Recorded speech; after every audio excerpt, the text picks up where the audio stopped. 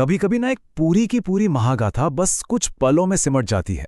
आज हम एक ऐसी ही जबरदस्त कहानी को परत दर परत समझने वाले हैं और ये देखेंगे कि कैसे कुछ तस्वीरें और चंद शब्द मिलकर एक पूरी दुनिया खड़ी कर सकते हैं। तो चलिए इस टकराव के बिल्कुल दिल में उतरते हैं। सोचिए, कहानी की शुरुआत ही इस दमदार लाइन से होती है।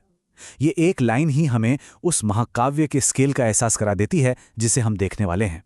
हम फौरन एक ऐसी दुनिया में पहुंच जाते हैं जहां ताकतें हमारी समझ से परे हैं और कुछ बहुत बड़ा होने वाला है। तो कहानी का पहला अध्याय एक तरह से स्टेज तैयार करता है। यहां हमें उस दुनिया और आने वाले टकराव की पहली झलक मिलती है। ये वो सेटअप है जहां माहौल बनाया जा रहा है। जरा इस सीन को देखिए। काले बादल, चमकती हुई बिजली और नीचे युद्ध की तबाही। ये सब मिलकर एक भारीपन और एक आने वाले खतरे का एहसास दिलाते हैं। कैमरा भी देखिए, कितनी धीरे धीरे घूम रहा है, मानो हमें इस दुनिया की गंभीरता को महसूस करने का पूरा वक्त दे रहा हो।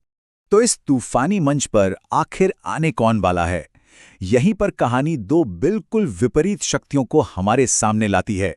ये आग और बर्फ का एक क्लासिक संघर्ष है, लेकिन इसे यहां एक नए और बहुत ही भव्य अंदाज में दिखाया गया है। तो सबसे पहले मैदान में आता है अग्नि का स्वामी। जरा सोचिए इसके बारे में। त्वचा ऐसी जैसे पिघला हुआ लावा, पंखों से चिंगारियां निकल रही हैं और आंखें तो जैसे अंगारे हों। ये सिर्फ उसका रूप नहीं है, ये उसकी पहचान है, ताकत और विनाश की जीती जागती मिसाल। और उसके ठीक सामने खड़ा है उसका प्रतिद्वंदी, हिम का रक्षक।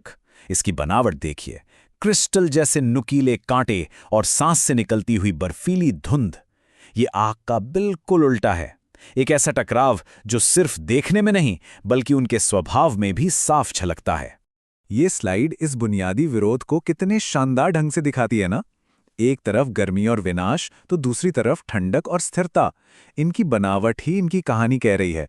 बिना एक भी शब्द कहे हमें पता चल जाता है कि इनका टकराव कितना भयानक होने वाला है। ये है टकराव से ठीक पहले का वो पल। स्लो मोशन और घूमता हुआ कैमरा तनाव को बिल्कुल चरम पर पहुंचा देता है। हवा में एक अजीब सी शांति है, लेकिन ये तूफान से पहले वाली खामोशी है। ऐसा लग रहा है जैसे पूरे आसमान ने अपनी सांस रोक ली हो।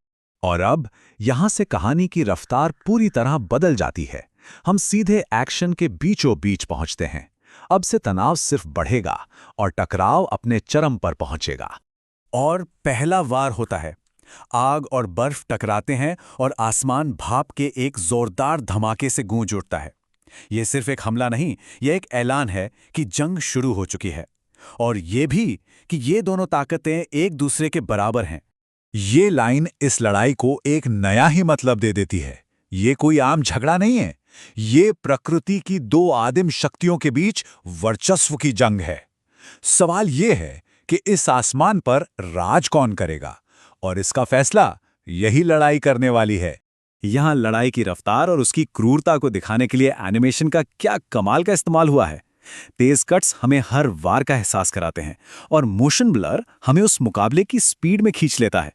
ये एक ही समय में अराजक भी है और सुंदर भी, एक अजीब से नृत्य की तरह। और अब हम पहुंचते हैं उस पल पर जहां सब कुछ दांव पर है। आसमान में बिजली कड़क रही है और दोनों अपनी आखिरी ताकत इकट्ठा कर रहे हैं। हवा में बस एक ही सवाल गूंज रहा है, इस महाकाव्य टकराव का विजेता कौन होगा? लेकिन कहानी हमें वो सीधा सा जवाब नहीं देती जिसकी हम उम्मीद कर रहे थे। धुआं छटने के बाद कोई विजेता साफ नजर नहीं आता। हमें बस एक अकेली परछाई दिखती है। ये अधूरा सा अंत हमें सोचने पर मजबूर कर देता है, क्या वाकई कोई जीता? तो चलिए अब आते हैं कहानी के अंत पर और उसके गहरे संदेश पर। क्योंकि लड़ाई तो खत्म हो सकती है, लेकिन उसका असर वो हमेशा रहता है।